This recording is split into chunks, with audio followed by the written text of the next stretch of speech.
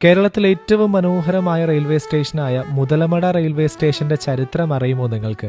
Video ഒന്ന് മുഴുവൻ കാണണേ, പറഞ്ഞുതരാം. പാലക്കാട് സന്ദർശിക്കാൻ വരുന്നവർ തീർച്ചയായും കണ്ടിരിക്കേണ്ട സ്ഥലമാണ് ഈ ഒരു റെയിൽവേ സ്റ്റേഷൻ. 10 രൂപ പ്ലാറ്റ്ഫോം ടിക്കറ്റ് എടുത്ത് മാത്രമേ അകത്ത് പ്രവേശിക്കാൻ സാധിക്കൂ.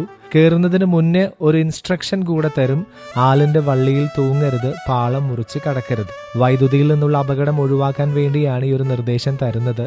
സന്ദർശകരുടെ തിരക്ക് നന്നേ കുറവാണ്. അതുകൊണ്ട് തന്നെ സമാധാനമായി ഇവിടെ ഇരിക്കാനും നടക്കാനും ഒക്കെ കഴിയും. 4 ട്രെയിനുകൾ മാത്രമാണ് ഇതുവഴി കടന്നു പോകുന്നത്. അതിൽ 2 ട്രെയിൻ മാത്രമേ ഇവിടെ നിർത്തുകയുള്ളൂ. രാവിലെ 6:50 പൊള്ളാച്ചി, പഴനി, മധുരൈ വഴി തിരുച്ചെന്തൂർ പോകുന്ന തിരുച്ചെന്തൂർ എക്സ്പ്രസ്.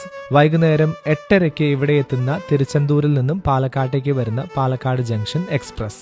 രാമേശ്വരം വരെ പോകുന്ന അമൃത എക്സ്പ്രസും പാലക്കാട് നിന്നും ചെന്നൈക്ക് പോകുന്ന ഒരു ട്രെയിനും ഇതുവഴി കടന്നു പോകുന്നുണ്ട്. എങ്കിലും ഇവിടെ സ്റ്റോപ്പ് ഒന്നുമില്ല.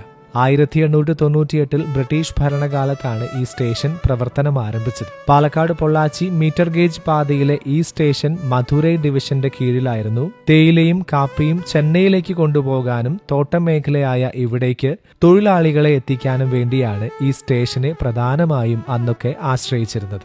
സ്റ്റേഷന്റെ അകത്ത് വളർന്ന് തലപൊക്കി നിൽക്കുന്ന അരയാൽ മരങ്ങൾ തന്നെയാണ് ഈ സ്റ്റേഷനെ മറ്റുള്ളവയിൽ നിന്നും വ്യത്യസ്തമാക്കുന്നത്.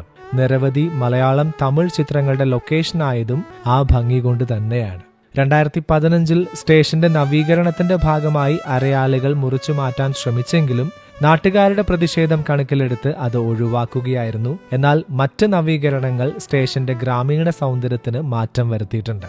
മാംഗോ സിറ്റി എന്നറിയപ്പെടുന്ന മുതലമടയിൽ നാഗർപാടത്താണ് ഈ സ്റ്റേഷൻ സ്ഥിതി ചെയ്യുന്നത്. വീഡിയോ ഇഷ്ടപ്പെട്ടെങ്കിൽ പേജ് ഒന്ന് ഫോളോ ചെയ്യാൻ മറക്കല്ലേ. അപ്പോൾ ഓക്കെ, ബൈ.